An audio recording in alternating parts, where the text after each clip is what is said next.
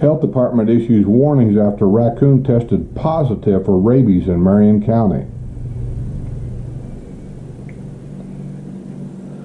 Longtime business owner worried about impact of widening U.S. Highway 441 to 6 lanes. Oh yeah, for you guys that don't know, there's a certain section 441 out there up by Spanish Springs and in between Spanish Springs and Lady Lake area, which is where all the shopping is up there. The traffic up there, even in the wintertime, but even in the summertime, especially on weekends, is horrendous. It's just horrendous. I don't even like going up there. I have gone up there, but I don't like it at all. That's where Home Depot is. So if I go to Home Depot, I kind of got to go up there. They're widening that certain section up there, and I don't know how much. I haven't been up there, haven't looked. I heard it was a 6-mile stretch, and they're going to put make it 6 lanes. I guess that would be 3 lanes on one side, 3 lanes on the other side, plus probably a turn lane on each one of them. You know, make turns on the left side. So this guy has a restaurant. It's called Mom and Dad's. I've been up there. I don't know how long it's been there. It's been there a long time, but apparently by widening the road, and this is an issue you read in every town that they try to widen roads, they're going to be taking out part of his parking lot, and so he's going to lose some parking. Good luck. I know in Indianapolis, I lived in Brownsburg, and I used to go to Avon all the time. They had better restaurants over there, and we go shopping over there and all that kind of thing.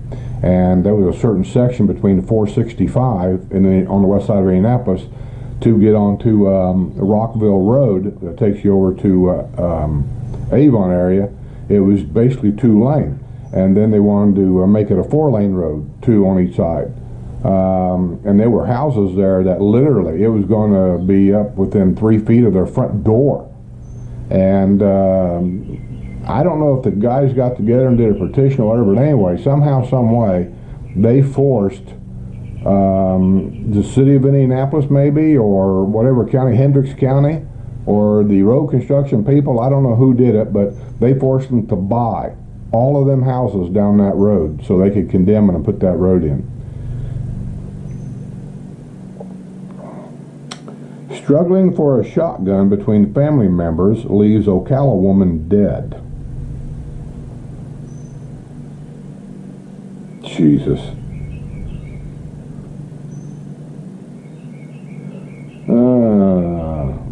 Villager ordered into anger management after an attack on his neighbors.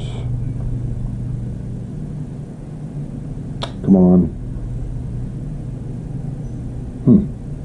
A villager of Gilchrist Man must successfully complete an anger management course and pay restitution to 2 of his neighbors for an attack that took place after a cruise in 2016.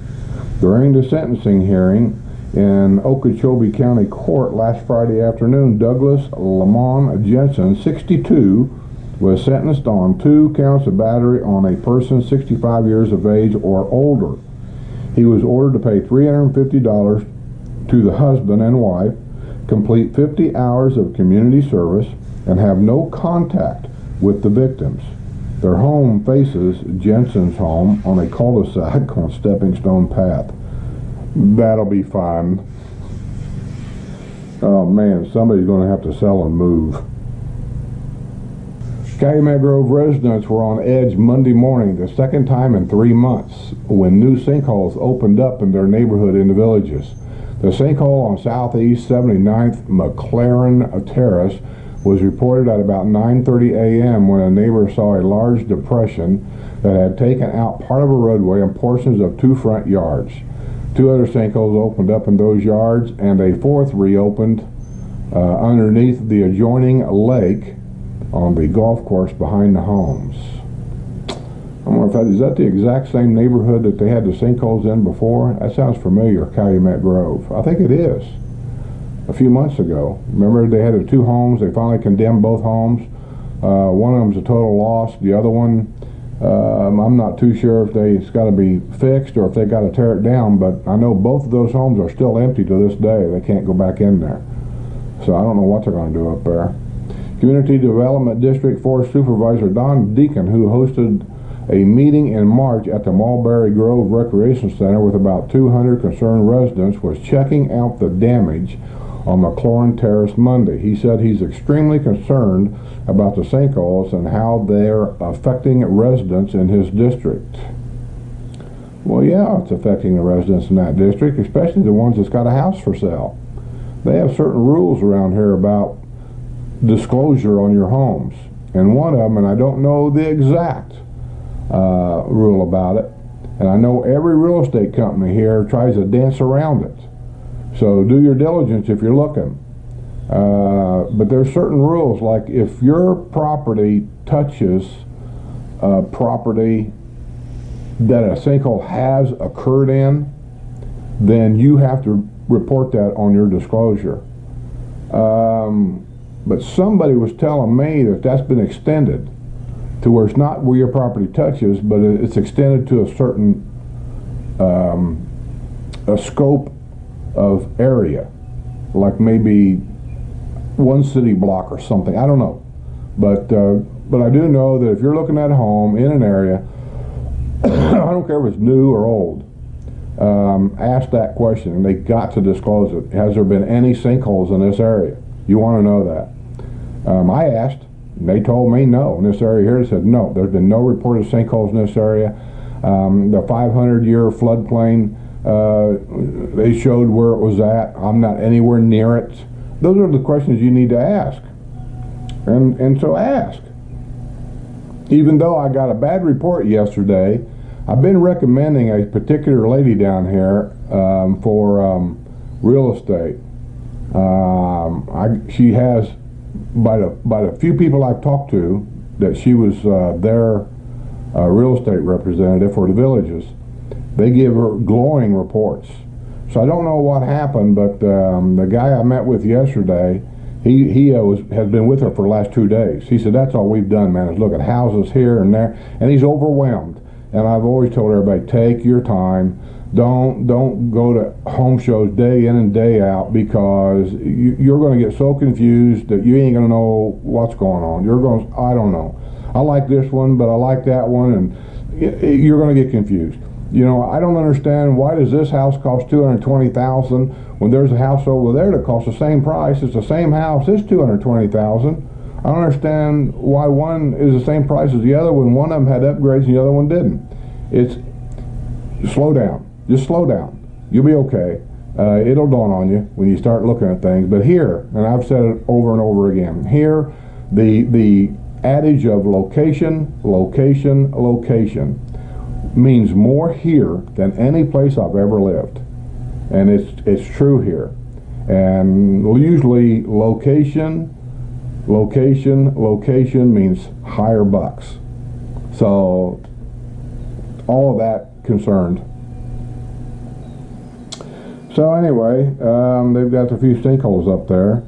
I think Sue told me it was on television yesterday on Good Morning America or something like that, so you guys probably already seen it on TV. And you don't ask me the same question. Am I concerned? No. Is there any place in the villages has more sinkholes than others? No. Do these sinkholes only occur in Central Florida? No. Matter of fact, a year ago there was a huge sinkhole that opened up right underneath the Corvette Museum in Bowling Green, Kentucky. There's been many sinkholes opened up in Pennsylvania, West Virginia. You know, there's a big sinkhole in Jacksonville, Florida. There were several sinkholes that opened up down in Miami and Sarasota, and all of them. Anywhere in Florida or anywhere else for that matter where the ground is a little unstable. We have limestone here. Some areas of limestone's a little more dense than others, so they don't have the... When they announce, here's what kills me. When they announce we had a sinkhole here, they'll show you this large sinkhole that opened up. But the truth is, probably 50% of these so-called sinkholes that get reported here, but you never see a picture of them or anything like that. Oh, there have been 3 more sinkholes opened up in the villages. These sinkholes were like the size of your shoe. They were just little nothings, but they report them as sinkholes. And they do that justifiably because that little sinkhole, we don't know what's underground. without doing some kind of that ground penetration thing that they do to see what's down there. That little sinkhole over a period of days and a lot of rain's involved, could wash that sand and dirt away, where that little sinkhole over a period of time can open up into a bigger and bigger sinkhole. As children, you've probably seen these things in your lifetime somewhere. So yeah, they report them, but sometimes these things never get any bigger. And they go out there with a wheelbarrow load of dirt, fill the sinkhole in, throw some grass seed down, done. It's taken care of. And because they report all these little ones, it makes it sound like we're just being deluged with, volcanic ash action around here or something, and it's not that way at all. And most of the people that want to tell you how bad this village's sinkholes are the people that don't live here, but they want to badmouth the place all the time. And I don't know why. I don't badmouth other places. I'll just tell you how it is, the way I see it. But there's other retirement communities around here. Because we're the largest in the United States, all eyes are on us. So any little thing that happens down here, then there's always that certain few people out there that's going, see, I told you. But it isn't that bad. So don't freak out what other people say that don't know. 4 sinkholes opened. Yeah. Villager. Now this happens a lot more than sinkholes. Villager tracked down after a car hits 2 golf carts parked at Lake Sumter Landing Market Square. She's run into them and left. And let's see, a villager has been tracked down after the car she was driving hit 2 golf carts parked at Lake Sumter Landing Market Square. Drew Veydt, V-E-Y-D-T, Vett, 73, of the village of Belvedere, was interviewed at her home by the Florida Highway Patrol. She has been ticketed on charges of leaving the scene of an accident and careless driving. She had been at the wheel of her 2018 Hyundai Genesis at 8:12 p.m. May 7th, heading eastbound on Lakeshore Drive West and Canal Street, when her vehicle struck a parked street rod golf cart. Those are high dollar. Owned by Kevin Edgar Poulter of the village of Heathrow at Lake Deaton. Oh, he's almost a neighbor of mine, across the street over there. According to an accident report from the Florida Highway Patrol, the golf cart was pushed into his 2017 Yamaha golf cart owned by Anthony Lewis Utsi of Villa Beria. Wow. Both golf carts were unoccupied at the time of the crash. Vett told the investigator she didn't know what happened.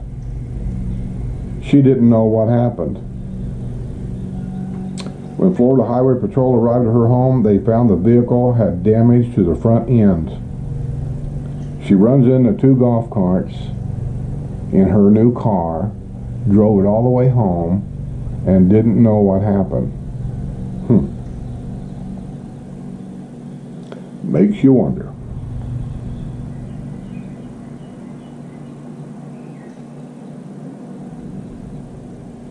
Suspects sought in theft of car, burglaries in Mallory Square, and Hacienda of Mission Hills. It's like a cancer, man. It starts up in the old area and gradually moves south. Hacienda of Mission Hills is probably one of the, in the Lake Sumter area, probably one of the newer, nicer courtyard villa areas up there. I've been through it. When they were building that area, I actually walked through a couple of homes up there before anybody bought them.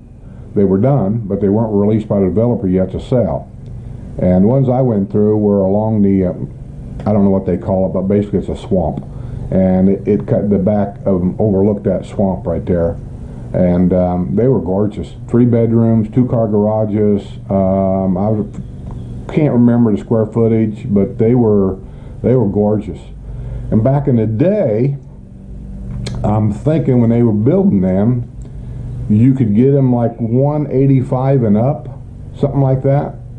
Today, I'm going to say you're not going to touch one for under 320, 330 and up. I mean, the price of them has really skyrocketed up there.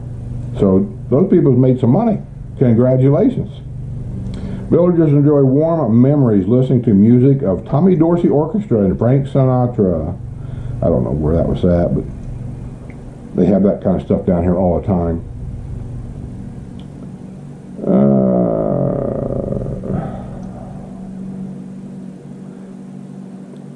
Here's a good one. I read this one. Oh, I think this came out today. I don't know how people. I just don't know. I'm just thinking that maybe some family members not need to start getting involved with some of these people. Remember the IRS lady that got duped into sending somebody a check for $25,000 or something because they said if she didn't pay it, then IRS is going to send a federal police out there to arrest her. Which everybody knows. Everybody with any common sense knows that does not happen. It just does not happen. Anyway, a Lady Lake man. No, we're not a village. Lady Lake's a town right next to us. A Lady Lake man who called police recently for help in identifying the VIN number on his new car was hit with a shocking revelation. In other words, he bought a car that had an out-of-state license plate, out-of-state title. So you have to take it to a police officer or police station, or maybe the license branch can do it also. I don't know. They did the same thing in Indiana. They come out with a form and they inspect the car, making sure that it's not stolen, making sure everything is okay. And then they'll sign off on that car so you can go to the license branch and transfer the out-of-state title to a Florida title. And that's what that's all about. So after they were there and done that, it said he was duped by a Craigslist seller into buying a vehicle owned by a well-known rental company. The man who lives in the 260th block of Clay Avenue told an officer May 11th, ooh, that's my birthday, that he had paid $9,000 for a gray 2017 Nissan Altima at the Florida Mall to a man from Charlotte, North Carolina. The Lady Lake man said the man gave him the keys to the car and signed over a North Carolina title during the May 8 transition. But when the officer ran the VIN number, the car came back belonging to Enterprise Rent-A-Car. An Enterprise investigator told the officer that the car was rented to a 33-year-old who was supposed to have returned it to the Orlando Regional Airport rental office May 4th. The investigator also said the woman had used fraudulent identification with this rental and several others in the area, all with similar outcomes. A short time later, Enterprise sent a representative to pick up the car. A check by the officer for further information on the seller revealed that he didn't have a North Carolina driver's license. According to the Kelley Blue Book, the price range on a 2017 Nissan Altima being sold by a private party should be between $16,194 to $22,901, depending on the model and the options included. So he thought he was getting a deal. Remember I was telling you about how the golf cart tires and parts work around here, and people say, oh yeah, that's a great deal, I'm gonna take that. They're buying stolen stuff, and they're screwing somebody that just had their stuff stolen, you know. And this same way, this guy thought he was getting a deal, greed, and he was going to buy somebody else's stolen car. So there you go, hard lesson learned. What's here? See what this says. I just now seen this. I don't know what it is. It says villager was arrested at Southside Pool. Southside Pool is up in the historical area. That's what they call it. It's where the modular homes and things like that are. Way up there. Nice area. I've been up there many times. Oh gosh, this guy looks like a homeless guy. The villager was arrested on a charge of trespassing. Oh well, I know what's happened here then. He's caused trouble, I guess, and they have banned him. Even though he's a village resident, they can on your resident ID card they can ban you from being anywhere that they want. There was a lady that was banned from being at any of the squares because she assaulted somebody at a square, and she was found guilty. So they banned her for a period of time, not for life, I'm sure. So she couldn't go to any of the squares. This guy, let me see. A resident of the village has spotted 65-year-old Frank Scott Cordray of the village of Silver Lake on Friday morning at the pool on the historic side of the district. A resident contacted Community Watch. Cordray admitted that he had previously been informed by Lady Lake Police that he had been barred from the pool. He had been informed on April 7th to stay away from the pool. He was arrested on charge of trespassing and booked at Lake County Jail. He was released after posting a $1,000 bond, $100. So yeah, they can do it. There are people around here that'll tell you they can't do it. I'm a resident. I'll do what I want. I'll go where I want. I'll do what I want, or I won't pay this amenity fee. And you got a hard lesson to learn, because if they ban you from somewhere, just like this guy, if somebody calls in, they're going to come out and they're going to maybe give you one warning. Hell, maybe they'll give you 2 warnings. But eventually they're going to stop the warning thing and you're going to get arrested. And, you know, so just play by the rules and generally you don't have any problem. And I think that might be all. Let me see. Yep, I believe that's all for the news. Sorry it took so long. Sometimes my opinions take a long time. Yeah, I think that's it. So I'm gonna get back in the house. I'm sitting out here in the night. Oh, I don't know. Here, see this? What does it say? The man, the myth, or the myth, the man, the whatever. That was a present from Tom and Yune. Came down and gave me that the other day. They stopped by on his way north, and he gave me that. So I hung it right there. And I appreciate it. For those of you that don't know Tom, he's a friend of mine that actually I kind of met on YouTube. I don't remember how it all went really. I'd sent him a text message or something. He sent me one back. Said he was going somewhere, coming up to the villages or whatever, and I might have sent him one saying, you know, if you get up this way, give me a text. I'll meet you somewhere for a cup of coffee or a beer or something. And I think that's how I got started. And so now every time he comes through heading north or wherever he's going, he'll stop by, spend a night, and you know, he usually makes dinner for us and all kinds of stuff. So he's got a great YouTube channel, by the way, too. It's called Tom Hall something, I don't know. But anyway, if you type in Tom Hall, you'll see him there. He's got the a hat on. And he travels a lot. Goes to Australia, and I don't know where else he goes. Italy and England area, or UK, and he just travels around. His favorite place, I think where he'd like to live really, is Budapest. He's been there several times, and he shows pretty good walking videos. He'll walk right through a town, right into a restaurant, and tell you about the history and this and that. So if you ain't ever been to Tom Hall's channel, you should go check it out. Tell him I said so. Seemed to me there was something else, and it's right here on the back of my head. I wanted to say something, tell you something, but I can't remember what it was. I think it's a brain fart. Anyway, I'll get out of here. If I think about it, I'll try to cut it in. So until then, in this glorious day and hot day, I will not be closing this video out in the same way, so you'll just have to watch the end. And like I said, a shout out to the guys I met yesterday. It was fun. I enjoyed the beer. Thanks for the beer, and you all have a good day.